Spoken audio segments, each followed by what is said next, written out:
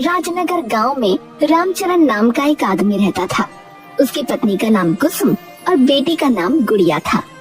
रामचरण पानी पूरी बेचकर गुजारा करता था, लेकिन उसकी कमाई बहुत ही कम थी और इसका कारण पानी पूरी का कम बिकना नहीं, बल्कि उसका भुलक्कड़पन था।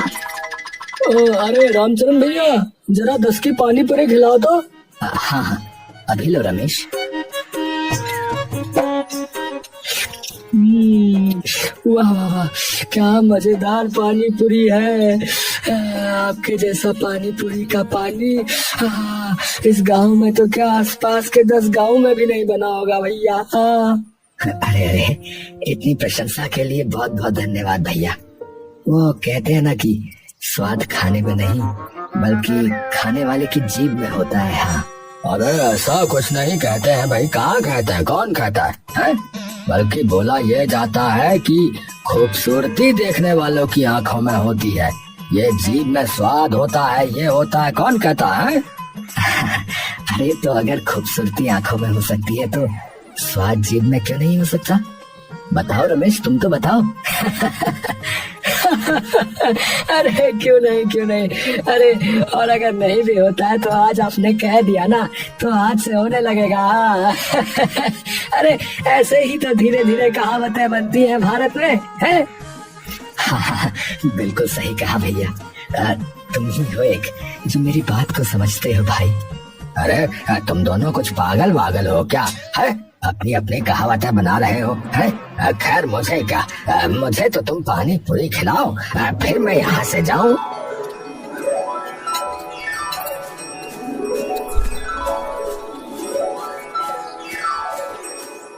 कि अचानक रामचरण ने उसे पुकारा। अरे ठहरो रमेश, अरे पैसे तो देते जाओ। क्या पैसे? अरे भैया, मैंने तो दे दिए थे 10 रुपए। अरे नहीं, अभी तक तो तुमने कुछ नहीं दिया भाई। अरे वाह रामचरण भैया, है आप तो पूरे के पूरे भुलक्कड़ निकले। देखो जरा, मैंने 10 का नोट दिया था, आप भूल गए। रामचरण का माथा ठनका। सच क्या है? उसने सच में पैसे लिए थे या नहीं? बेचारे की याददाश्त धोखा दे गई। रमेश हंसता हंसता निकल गया। अरे बाप रे, कहीं सच में मैंने पैसे ले लिए और मुझे याद नहीं। अरे मैं भी कितना भुलक्कड़ हूँ यार।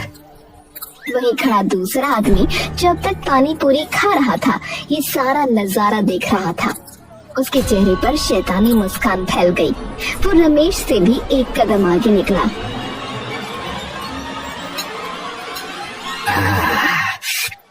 लो भैया, बहुत मजा आया भैया, वाह। और हाँ, मेरा 10 का नोट वापस करो, मैंने तो 20 का दिया था। 20 का? अरे मुझे तो याद ही नहीं। हाँ भाई, अब याद कर लो। 10 की पानी पूरी खाई तो 10 मेरे वापस करो। बेचारा रामचरण फिर से उलझन में पड़ गया। डरते डरते उसने जेब से 10 का नोट निकालकर आदमी को थमा दिया। मतलब पानी पूरी खिलाई भी और ऊपर से अपने पैसे भी दे दिए। हे भगवान, मुझे तो कुछ याद ही नहीं रहता। इस दिमाग का तो क्या करूं मैं? एक दिन मेरा सत्यानाश न कर दे ये। इसी तरह दिन गुजरते गए। रामचरण का ठेला तो खूब चलता, लेकिन घर में 1 रुपया भी न टिकता। उसकी भुलक्कड़ दिमागी हालत का शिकार पूरा परिवार था। एक दिन की बात है, रामचरण शाम को पानी पूरी बेचकर लौट रहा था। उस दिन वो अपना ही घर भूल गया और अपने घर की जगह पड़ोसी गोपाल के आंगन में घुस गया। अरे ओ रामचरण, हमारे घर में क्या कर रहे हो? अरे ये मेरा घर नहीं है क्या? निकल बाहर, भुलक्कड़ कहीं के। बाहर खड़े गांव के लोग ठहाकों में फूट पड़े। अरे देखो, रामचरण जो है अपना घर तक भूल गया भैया। अरे भैया, ये बहुत बड़ा भुलक्कड़ हो रहा है आजकल। अरे रामचरण, अब तो हद ही हो गई। चलो घर में। वो उसका हाथ पकड़कर खींचते हुए अंदर ले गई। अपना इलाज करवाओ, वरना एक दिन बहुत पिटोगी किसी के हाथों। अरे मैं पता नहीं कैसे। अरे छोड़ो ऐसे वैसे, चलो खाने बैठो। यूं ही दिन गुजर रहे थे।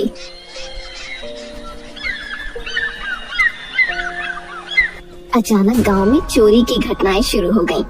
एक के घर से छोटा सा बक्सा गायब हुआ जिसमें गहने रखे थे। लोग परेशान हो गए और शक की सुई सीधा रामचरण पर आ गई। अरे सुनो सबके सब लोग, अरे और कौन हो सकता है? यही रामचरण होगा। हाँ, इतना भुलक्कड़ है कि दूसरों का सामान अपना समझकर उठा लेता होगा, और क्या। हाँ, सही कह रहे हो, ये तो अपना घर भूल जाता है, दूसरों का सामान उठाकर भी कह देगा अरे मेरा ही है। अरे नहीं नहीं भैया, अरे मैंने किसी का सामान नहीं लिया। कसम है मुझे अपनी बेटी गुड़िया की, मैंने किसी का सामान नहीं लिया। हाँ, मेरे राम ने ऐसा कुछ न किया होगा, भले ही भुलक्कड़ है पर चोर नहीं। मेरे पापा बुरे नहीं हैं, सब लोग गलत कह रहे हैं। गांव का मुखिया धर्मपाल वहां आया। उसकी गहरी आवाज ने सबको शांत कर दिया।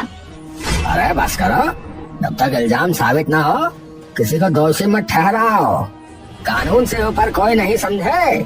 अरे लेकिन मुखिया जी, सबको पता है ये नंबर 1 भुलक्कड़ है। हाँ, अरे कहा ना, सबूत के बिना किसी पर उंगली मत उठाओ।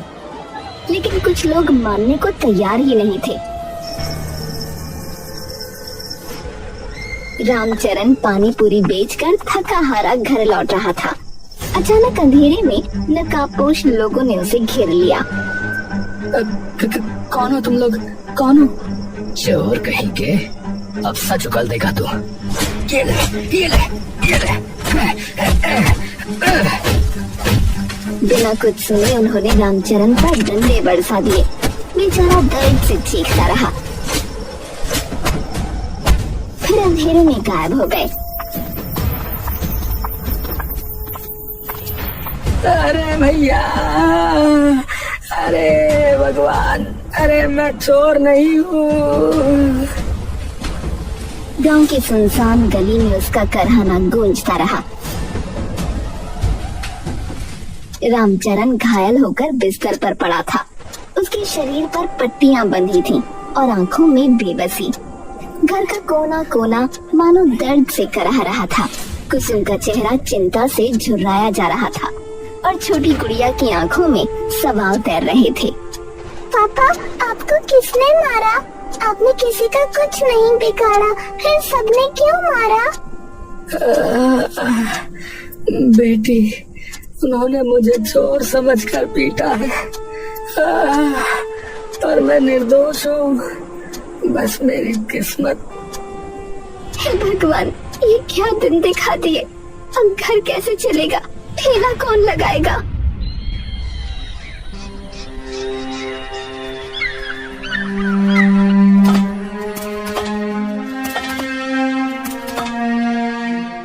माँ जी, मेरा नाम भोला राम है। जरा 2 रोटी मिल जाती तो कृपा होती। कई दिन से पेट खाली है। हम पर पहले ही मुसीबतों का पहाड़ टूट पड़ा है और तू भीख मांगने चला आया है। जा यहाँ से। गुस्सा मत करिए। अगर आप इजाजत दें तो क्या मैं आपकी कुछ मदद कर सकता हूँ? तू? अरे तो खुद एक भिखारी है, हमारी मदद क्या करेगा? हाँ हाँ, मैं भिखारी हूँ और देखो ना, लंगड़ा भी, लेकिन हाथ पांव जो चल रहे हैं, काम करने की ताकत अब भी है। आप पानी पूरी बेचते हो ना, मुझे ठेला दे दीजिए, मैं बेचूंगा।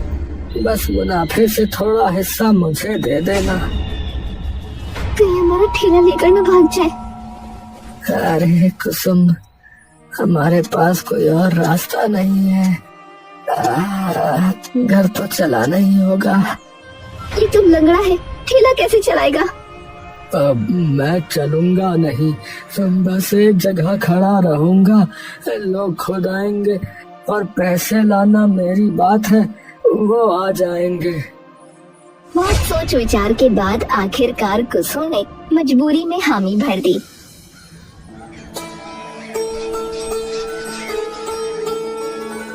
अगले दिन सुबह से ही भोला राम लंगड़ाता हुआ ठेले पर खड़ा था। उसके चेहरे पर संकल्प की चमक थी। अरे देखो देखो, है? पहले भुलक्कड़ पानी पूरी बेचता था, अब लंगड़ा बेच रहा है। लगता है ये ठेला भी किसी दिन अपने पैरों की तरह डगमगा देगा भैया। लोग हंसते मजाक उड़ाते, पर भोला राम ने ध्यान नहीं दिया। वो शांत भाव से ग्राहकों को पानी पूरी परोसता रहा। लेकिन इसी बीच गांव के हालात बिगड़ते ही गए। चोरी की घटनाएं थमने का नाम ही नहीं ले रही थीं। मुखिया जी बता रहे, अगर चोर नहीं पकड़ा गया ना तो हम गाँव छोड़ देंगे, बता रहे। मेरा मंगलसूत्र तो चला गया, ऐसे कैसे चलेगा? मुखिया जी आपसे नहीं हो पाएगा, आप बस बैठे रहिए। हाँ, अरे शांति रखो, है? अरे मैं भी चाहता हूँ कि चोर का पर्दाफाश हो, लेकिन धैर्य रखना पड़ेगा। हाँ। तभी अचानक खबर फैली, गांव का लड़का रमेश घर छोड़कर भाग गया। हाँ? क्या कहा? रमेश भाग गया? मतलब वही चोर था, सबको सामान उठाकर भाग गया। देखा देखा, हमने पहले ही कही थी हमने। अब तुम्हारा क्या काम बचा मुखिया जी, बताओ। नहीं बता दो, अब तुम बता ही दो। अरे हे भगवान, अरे कहीं सचमुच अब क्या होगा? गांव में कोहरा मच गया। लोग रमेश को कोसने लगे। गांव वालों का गुस्सा मुखिया पर भी टूट पड़ा। इसी बीच भोला राम की तेज आवाज गूंजी। अरे रमेश चोर नहीं था, चोर कोई और है। अरे क्या बोले यार, झूठ बोल रहा है तू। अरे कौन ले गया हमारा सामान, बता। तू ही बता दे फिर, कौन है भैया चोर, बता दे। मुझे ये तो नहीं पता कि चोर कौन है, पर रमेश का असली राज मैं बताता हूँ। वो किसी का सामान लेकर नहीं भागा, वो तो जो है अपनी मोहब्बत के साथ भागा है। मोहब्बत? कौन मोहब्बत? अरे वो गांव के ही गोपाल की बेटी इमली। अरे भैया ये सच कह रहा भैया, मैं ये बात छुपाना चाहता था, पर आज पता चला भैया कि राज भला कहाँ छुपते हैं। हमारी नाक कटवा दी उसने। ये सुनते ही चौपाल पर सन्नाटा छा गया। हर कोई एक दूसरे का चेहरा देखने लगा। अरे मतलब चोरी वोरी नहीं, मतलब ये तो प्यार मोहब्बत वाली कहानी चलनी भैया है, कुछ होता वाली कहानी चल रही है, शाहरुख और काजोल वाली है। हे भगवान, ये तो कोई और ही बात निकल आई। तो इसका मतलब असली चोर अब भी गांव में ही है, और हम सब बेवजह रमेश को कोस रहे थे, बताओ। पर भोला राम, तुमको इतना सब कैसे पता चला? अरे हाँ भोला राम, तू इतना बड़ा राज कैसे जान गया रे? कहीं तो भी। हाँ, कहीं तूने ही तो लोगों को नहीं भगवाया? अरे भैया गलत मत समझो, सच्चाई ये है कि रमेश और इमली अक्सर मेरे पानी पूरी के ठेले पर आते थे, वही मैंने उनकी बातें सुन ली थी भैया। और गोपाल भैया, सरोज भाभी, इसमें आपकी नाक कटने जैसी कोई बात नहीं है। आपकी बेटी ने चोरी नहीं की, बल्कि प्रेम किया है। अगर आप लोग मान जाते तो आज उन्हें भागना ना पड़ता। सही कह रहे हो। हाँ, हमने ही उसकी बातें अनसुनी कर दी भैया। अब अगर उसका फोन आए तो गुस्से से नहीं बल्कि प्यार से बुलाइएगा, तब देखना वो खुद लौट आएंगे। हाँ। गोपाल और सरोज उसकी बात सुनकर चुपचाप सर झुकाए वहाँ से चले गए।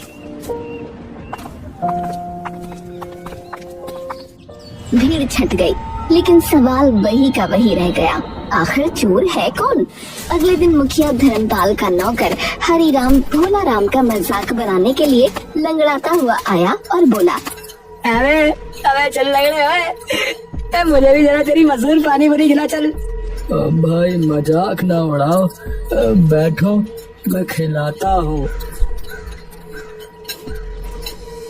हरिराम पानी पूरी खाने लगा। तभी कुछ लोगों की नजर उस पर पड़ी। उन्होंने देखा कि उसके हाथ की उंगली में वही अंगूठी चमक रही थी जिसकी चोरी की रिपोर्ट गांव में हुई थी। भैया, मोरी मैया, जरा देख रहे, ये अंगूठी तो उसी चोरी वाली अंगूठी से नहीं मिल रही है। साले को पकड़ो इस हरामी को। यही है असली चोर, यही है रे। पकड़ पकड़ पकड़ हरिया पकड़। भीड़ ने हरिराम को घेर लिया। बाबा रुक जाओ, भाई रुक जाओ भाई। अरे अब बोल, अरे कहाँ छिपा रखा है बाकी सामान, बोल बोल। अरे भैया, भाई मैं चोर नहीं भाई। ये अंगूठी मुखिया धर्मपाल ने मुझे दी तोहफे में। भाई मैं चोर नहीं हूँ। भाई मारो भाई। तोहफे में? अरे झूठ बोलता है, झूठ बोलता है। तोड़ खपड़िया तोड़ साले की है, खपड़िया तोड़, ईंट मार ईंट मार। अरे अरे बस करो बस करो। अरे बिना सुने मारना बंद करो। अगर हरिराम कह रहा है कि अंगूठी उसे मुखिया ने दी है तो पूछ लो ना मुखिया से। ए भैया सुन ले, अगर झूठा निकला तो यही गाड़ देंगे, बता रहे तुझे। यहाँ यही गाड़ देंगे, यहाँ यही खबर बना देंगे, तेरी बता रहे। भैया पूछ लो भैया, झूठा थोड़ी हूँ मैं, झूठ नहीं बोल रहा।